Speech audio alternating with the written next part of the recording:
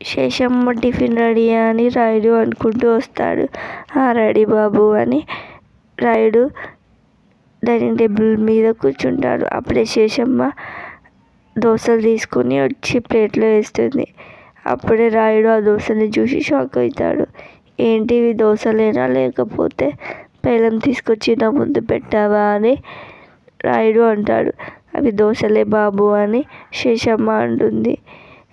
ఇదేంటి ఇంత నల్లగా ఉంది అని రాయుడు అడగగానే, ఇంతకన్నా నల్లగా నాకు చేయనీకి రాదు బాబు అని శేషమ్మ అంటుంది.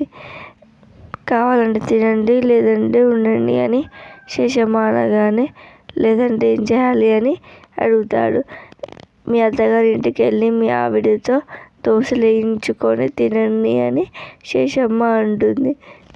అని అనలేను కదా బాబు గారు అని అనగానే, అనాల్సిన డైలాగ్స్ అన్నీ అని అనలే అంటావేంటి అని రాయుడు అంటాడు.